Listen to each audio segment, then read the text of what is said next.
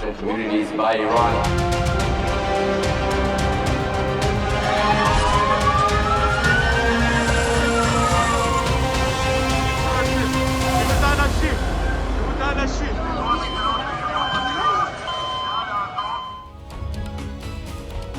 तो आज हम उसी ग्लोबल खबर की बात कर रहे हैं जिसकी लोकल स्तर पर हर तरफ जमकर चर्चा हो रही है। भारतीयों के बीच ईरान इजराइल युद्ध की ही बातें चल रही है। इसीलिए आज पश्चिम एशिया या मिडिल ईस्ट में भड़की इस जंग को हमने अपनी कवर स्टोरी बनाया है। इस युद्ध से जुड़ी आज की सबसे बड़ी खबर यह है कि ईरान के हमलों के आगे इजराइल पस्त पड़ता हुआ नजर आ रहा है। न्यूज एजेंसी एपी की रिपोर्ट के मुताबिक ईरान ने मल्टीपल वॉरहेड्स वाली मिसाइल से इजराइल पर अटैक किए हैं। अब इजराइल कह रहा है कि उसका लक्ष्य ईरान में सत्ता परिवर्तन नहीं है, लेकिन इस टकराव का अंजाम ये जरूर हो सकता है। इस बीच बड़ी खबर सामने आ रही है। इजरायली डिफेंस फोर्स आईडीएफ के मुताबिक थोड़ी देर पहले ईरान की तरफ से बैलिस्टिक मिसाइल अटैक किया गया है। हमले को लेकर उत्तरी इजराइल में सायरन गूंज रहे हैं। आगे बढ़ते हुए आपको बता देते हैं, दो तस्वीरें आपके सामने हम रखने जा रहे हैं। ये दो तस्वीरें आप देखिए। ईरान की तरफ से आज इजराइल के करीब 4 शहरों को टारगेट करते हुए 7 दिनों के भीतर सबसे बड़ा हमला किया गया। इजराइल का दावा है कि इस हमले में ईरान ने सोरोका अस्पताल को निशाना बनाया। हालांकि ईरान का दावा उससे अलग है, उसके बारे में भी हम आपको बताएंगे। लेकिन अब दूसरी तस्वीर पर जरा गौर कीजिए। ये तस्वीर गाजा की है, जहां पिछले करीब 1.5 साल से इजरायली फोर्सेस मिसाइल, गोला और बम बारूद बरसा रही हैं। इजराइल के हमलों से गाजा खंडहर में तब्दील हो चुका है। गाजा की तस्वीरें तो दुनिया के लिए आम हो चुकी है, लेकिन पहली बार ईरान के हमलों से इजराइल में भी गाजा जैसा ही मंजर नजर आ रहा है। ईरान के हमलों से इजराइल की राजधानी तेल अवीव समेत कई शहरों में भीषण नुकसान हुआ है। यानी इजराइल अमेरिका की जंगी धमकियों से ईरान झुक नहीं रहा। ईरान इजराइल के आज के हमलों पर हम आपको वॉर रिपोर्ट भी दिखाएंगे, लेकिन पहले ईरान इजराइल युद्ध के 7वें दिन की 7 बड़ी बातें आपको बता देते हैं। ईरान की तरफ से आज इजराइल के 4 शहरों पर बड़े हमले किए गए। ईरान ने इजराइल की राजधानी तेल अवीव पर मिसाइल स्ट्राइक की। स्टॉक एक्सचेंज की जो बिल्डिंग है उसे तबाह कर दिया गया। इजराइल के बेशरबा शहर को बैलिस्टिक मिसाइल से टारगेट किया गया। इजराइल का दावा है कि ईरान के हमले में सोरोका अस्पताल को नुकसान पहुंचा है। उधर इजराइल ने ईरान की अराक न्यूक्लियर साइट पर बमबारी की है। यही नहीं, ट्रंप ने वॉल स्ट्रीट जर्नल की उस रिपोर्ट को खारिज किया जिसमें ईरान पर हमले की योजना को मंजूरी देने की बात कही गई थी। हालांकि इससे पहले रूस ने सैन्य दखल को लेकर अमेरिका को बड़ी चेतावनी दी। रूस ने कहा है कि अगर अमेरिका जंग में उतरता है तो यह खतरनाक कदम होगा।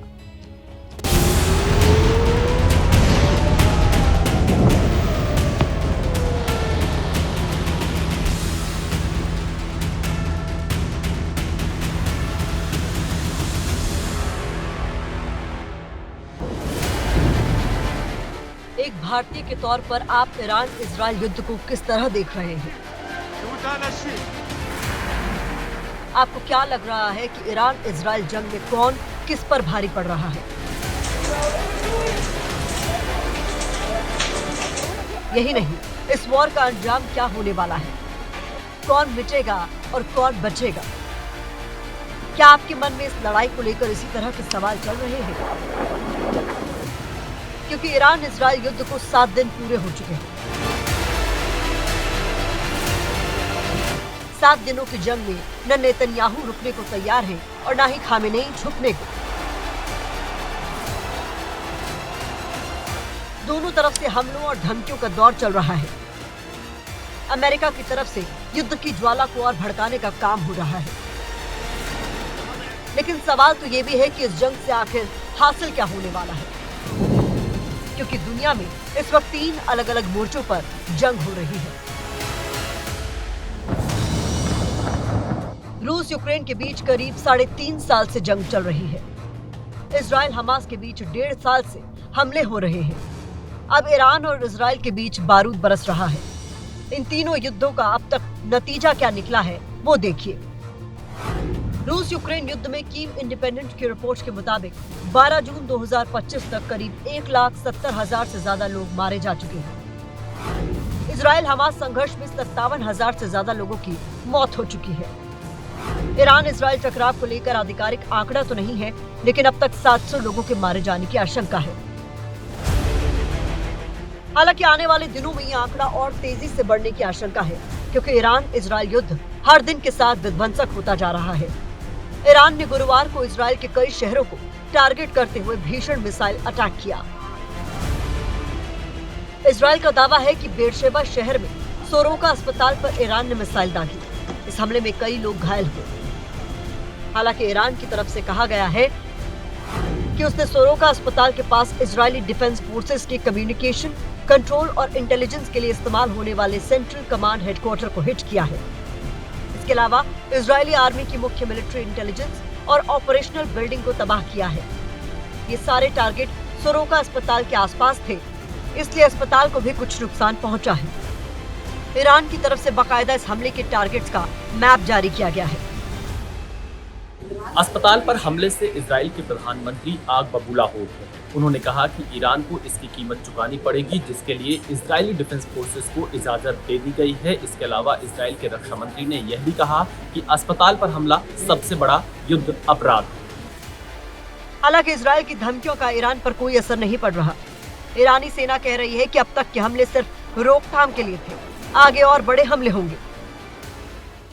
अब तक किए गए ऑपरेशन केवल चेतावनी और रोकथाम के लिए थे। जल्द ही दंडात्मक कार्रवाई शुरू की जाएगी। उधर इजराइल की तरफ से भी 7वें दिन ईरान की अराक न्यूक्लियर साइट पर एयर स्ट्राइक की गई। आईडीएफ ने हमले में बैलिस्टिक मिसाइल और एयर डिफेंस प्रोडक्शन फैसिलिटी के साथ रडार सिस्टम और मिसाइल स्टोरेज साइट को तबाह करने का दावा किया। इन हमलों के बीच अमेरिकी राष्ट्रपति डोनाल्ड ट्रंप ने कहा है कि ईरान अपने किए पर पछता रहा है। मैंने हर चीज के लिए योजना बना रखी है, लेकिन देखते हैं क्या होता है। उन्हें समझौता कर लेना चाहिए था। मैंने एक शानदार सौदा तैयार किया था। हम इस पर 60 दिन तक बात करते रहे और अंत में उन्होंने इसे ठुकरा दिया। अब उन्हें पछतावा हो रहा है। 7 दिनों के संघर्ष की जो तस्वीर निकलकर सामने आ रही है, उसके मुताबिक ईरान इजराइल और अमेरिका को कड़ी टक्कर दे रहा है। ईरानी सुप्रीम लीडर आयतुल्लाह अली खamenei पश्चिमी देशों के आगे घुटने टेकने को तैयार नहीं है।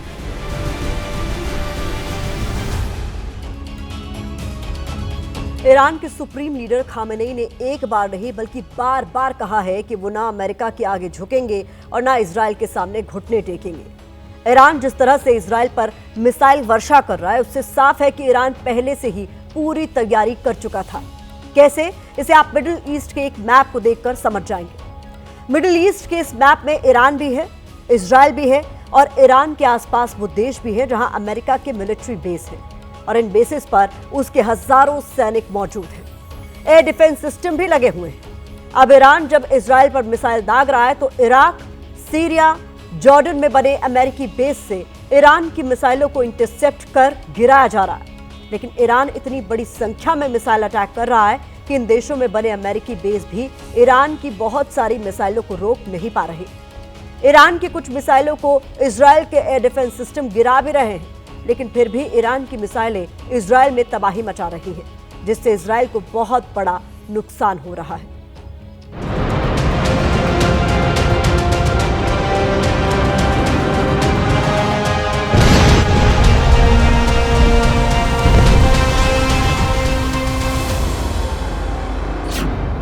मैसेज क्लियर है, खामेनेई रुकेंगे नहीं।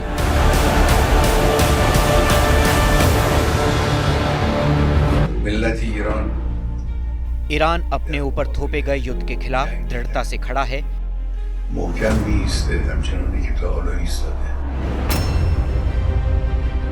मिडिल ईस्ट की इस जंग में इजराइल और ईरान के बीच पिछले 7 दिन से बारूद बरसाया जा रहा है, जिसमें ईरान को ज्यादा नुकसान तो हुआ है, लेकिन ईरान ने इजराइल को भी धुआं कर दिया है। ईरान के सुप्रीम लीडर खामेनेई कह चुके हैं, इरादा दृढ़ है, न आत्मसमर्पण करेंगे, न दुश्मन के सामने झुकेंगे। दुश्मन को ऐसी सजा देंगे कि वो याद रखेगा। ईरान अपने ऊपर थोपे गए युद्ध के खिलाफ दृढ़ता से खड़ा है, जैसा कि उसने अब तक किया है। हम थोपी गई शांति के खिलाफ भी दृढ़ता के साथ खड़े हैं। ईरान किसी भी ऐसे व्यक्ति या देश के सामने आत्मसमर्पण नहीं करेगा जो उस पर कुछ भी थोपने का इरादा रखता है। मिडिल ईस्ट में ईरान को चारों तरफ से अमेरिका ने घेर रखा है। ईरान के आसपास उसके मिलिट्री बेस है। यहाँ अमेरिका के कई हजार सैनिक मौजूद हैं। मिडिल ईस्ट के इन बेस से अमेरिका कभी भी ईरान पर अटैक कर सकता है। ईरान के पड़ोसी कुवैत में अमेरिका के करीब 13,500 सैनिक मौजूद हैं। कतर में अमेरिका के 10,000 सैनिक मौजूद हैं। यूएई में अमेरिकी आर्मी के 3,500 सैनिक अलर्ट मोड पर हैं। इराक में करीब 2,500 सैनिक हैं। सीरिया में 2,000 सैनिक और जॉर्डन में करीब 4,000 सैनिक तैनात हैं। इसके अलावा सऊदी अरब में 2,700 सैनिक अलर्ट मोड पर हैं। ईरान ये बात अच्छे से जानता है कि अमेरिका ने उसे मिडिल ईस्ट में चारों तरफ से घेर रखा है और इस वक्त खाड़ी के देशों में अमेरिका के करीब 40,000 सैनिक मौजूद हैं। बावजूद इसके ईरान ना तो रुकने के लिए तैयार है और ना ही झुकने के लिए। साथ ही इजराइल के बारूद का जवाब ईरान बारूद से दे रहा है। साथ ही समंदर से भी अमेरिका ने ईरान को घेर रखा है और उसके जंगी एयरक्राफ्ट ट्रंप के ऑर्डर का इंतजार कर रहे हैं। अमेरिका ने यूएसएस जेराल्ड को भी पूर्वी तट से यूरोप की तरफ रवाना किया है। अमेरिका अब जल, थल और नभ से ईरान की घेराबंदी शुरू कर चुका है। अमेरिकी वायुसेना अरब में तैनात सैनिक अब युद्ध की तैयारी में जुट गए हैं, जिसका फैसला ट्रंप कभी भी ले सकते हैं। मेरे पास कई तरह के विचार हैं, लेकिन वो अंतिम नहीं हैं। मैं अंतिम निर्णय लेने से 1 सेकंड पहले ही निर्णय लेना पसंद करता हूँ। चीजें बदलती रहती हैं, खासकर युद्ध में। अमेरिका भले ही अभी जंग में नहीं उतरा है, लेकिन उसने खामेनेई के खिलाफ जुबानी जंग बहुत पहले से छेड़ रखी है, जिसका जवाब खामेनेई ने भी उसी अंदाज में दिया है। ट्रंप ने कहा है कि ईरान के लिए आने वाले समय बेहद मुश्किल है। सीज फायर नहीं होगा, हमला जरूरी है, हमें जीत चाहिए। इसका जवाब खामेनेई ने भी बारूदी स्टाइल में दिया है और कहा है कि सरेंडर किसी कीमत पर नहीं होगा। दुश्मन को सजा जरूर मिलेगी। भागने का दौर खत्म हो चुका है। जंग के बीच खामेनेई का द बैटल बिगिंस वाला एक्सपोस्ट बता रहा है कि ईरान इस बार आर पार की जंग में उतरा है। ईरान के सुप्रीम लीडर खामनेई ने सोशल मीडिया प्लेटफॉर्म एक्स पर एक तस्वीर शेयर की है। इस तस्वीर में एक शख्स हाथ में तलवार लेकर एक महल की तरफ जा रहा है। तस्वीर में कुछ आग भी दिखाई दे रही है। इस तस्वीर को शेयर करते हुए खामनेई ने लिखा है, हैदर के नाम पर युद्ध शुरू होता है। खामेनेई ने साफ कहा है कि अगर अमेरिका जंग चाहता है तो उसे उसके नतीजे भुगतने के लिए तैयार रहना होगा। ईरान ने यह भी कहा है कि मिडिल ईस्ट में अमेरिकी बेस पर हमला करना ज्यादा आसान है। ईरान और उसके सशस्त्र बलों ने इस दुष्ट दुश्मन को जो सजा दी है, जो सजा दे रहे हैं और देने की योजना बना रहे हैं, वो एक करारा जवाब है जिसने दुश्मन को कमजोर कर दिया है। इजराइल और अमेरिका को पता है कि जब तक खामेनेई हैं, तब तक ईरान हार नहीं मानेगा। इसीलिए कल जैसे ही खामेनेई ने राष्ट्र को संबोधित किया, उसके कुछ ही मिनटों बाद इजरायली लड़ाकू विमानों ने तेहरान के लविजान इलाके पर हवाई हमला किया। माना जा रहा है कि खामेनेई लविजान में ही है और यहीं से इजराइल को मटियामेट करने का प्लान बना रहे हैं। इधर ईरान इजराइल युद्ध से इस वक्त की बड़ी खबर मेरे पास आ रही है। आपको बड़ी खबर बता देते हैं। इजराइल के रक्षा मंत्री की ओर से कहा गया है कि ईरान के सुप्रीम लीडर का अस्तित्व अब और नहीं रहेगा। खामेनेई जैसे तानाशाह जो ईरान जैसे देश का नेतृत्व करता है और जिसने इजराइल के विनाश को अपना मिशन बना लिया है, अब नहीं बचेगा। दरअसल ईरान की तरफ से इजराइल के एक अस्पताल पर किए गए हमले के बाद से इजराइल बहुत ज्यादा भड़का हुआ है और उसी का नतीजा है कि ये बयान सामने आया है। इधर इजराइल के पास एक से बढ़कर एक एयर डिफेंस सिस्टम है। अगर 2000 किलोमीटर दूर से कोई मिसाइल इजराइल की तरफ बढ़ती है तो उसे एरो 3 एयर डिफेंस सिस्टम मार गिराता है। 1000 किलोमीटर दूर तक एरो 2 एयर डिफेंस सिस्टम दुश्मन की मिसाइल को मार गिराने का काम करता है। 300 किलोमीटर तक डेविड स्लिंग और 70 किलोमीटर तक आयरन डोम दुश्मन की रॉकेट और मिसाइलों को हवा में ही नष्ट कर देते हैं। लेकिन इतना शक्तिशाली एयर डिफेंस सिस्टम होने के बावजूद ईरान ने इजराइल में तबाही मचा दी है, जिससे इजराइल के एयर डिफेंस सिस्टम पर तमाम तरह के सवाल उठने लगे हैं।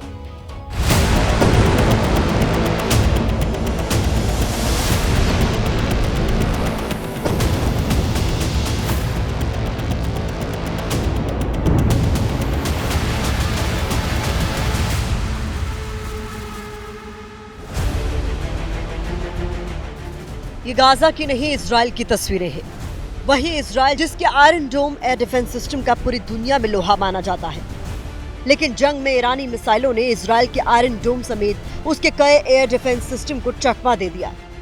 इसी वजह से इजराइल के सबसे बड़े शहर तेल अवीव और हाइफा पोर्ट को भारी नुकसान हुआ है। पिछले 6-7 दिनों में ईरान ने इजराइल पर करीब 400 मिसाइल दागी हैं। इनमें से 40 मिसाइल ऐसी हैं जिन्होंने इजराइल के सबसे बड़े शहर तेल अवीव, हाइफा पोर्ट और दूसरे शहरों में तबाही मचाई है। ईरान के इन हमलों में इजराइल के अब तक 2 दर्जन से ज्यादा लोगों की मौत हो चुकी है और करीब 200 लोग घायल हुए हैं। हमास के हमलों के समय आयरन डोम इजराइल का सबसे बड़ा सुरक्षा कवच बनता है, लेकिन इजराइल ईरान युद्ध में short range anti missile system iron dome को ईरानी मिसाइलें चकमा देने में सफल रही है, जिससे नेतन्याहू के सबसे मजबूत कवच पर सवाल उठे हैं। आयरन डोम कम दूरी के रॉकेट को मार गिराने में माहिर माना जाता है। इस एयर डिफेंस सिस्टम की सफलता दर 90% है, यानी दुश्मन ने अगर 100 रॉकेट दागे हैं तो 90 को यह हवा में ही नष्ट कर देता है। आयरन डोम हिजबुल्लाह और हमास के हजारों रॉकेट हमले नाकाम कर चुका है। इसके अलावा इजराइल ने अपनी सुरक्षा में एरो सिस्टम भी तैनात कर रखा है। एरो एयर डिफेंस सिस्टम को इजराइल ने अमेरिका की को फंडिंग से तैयार किया है, जो लंबी दूरी की मिसाइलों को मार गिराने में माहिर मानी जाती है। एरो मिसाइल सिस्टम की रेंज करीब 2400 किलोमीटर है। इसके मायने यह है कि जैसे ही दुश्मन की सीमा से कोई लंबी दूरी की मिसाइल दागी जाती है, एरो सिस्टम अलर्ट हो जाता है और काउंटर मिसाइल दागकर उसे आसमान में ही मार गिरा देता है।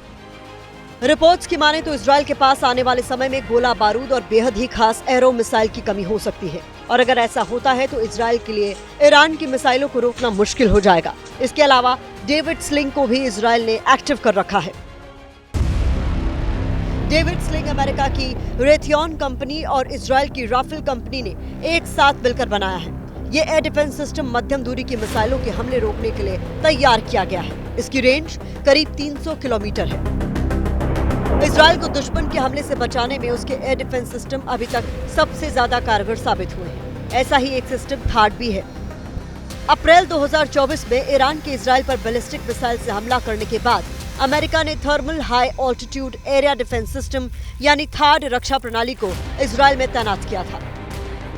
लेकिन ईरान ने जिस तरह से अपनी फतह और सेजल मिसाइलों से इजराइल पर धावा बोला है, उससे आयरन डोम से लेकर थाड सिस्टम तक रोकने में नाकाम साबित हो रहे हैं। ईरान के पास कुछ मिसाइल्स हैं, शाहब, गदर, इस तरह की जो इमाद, ये जो मिसाइल्स हैं ये बेसिकली लिक्विड फ्यूल वाली मिसाइल्स थी और जिनकी स्पीड कोई इतनी ज़्यादा नहीं थी, सुपरसोनिक में थी, और इनको तो शायद इजराइल के जो आयरन डोम है या फिर डेविड स्लिंग है, थाड सिस्टम है, कुछ पकड़ पा रहे थे।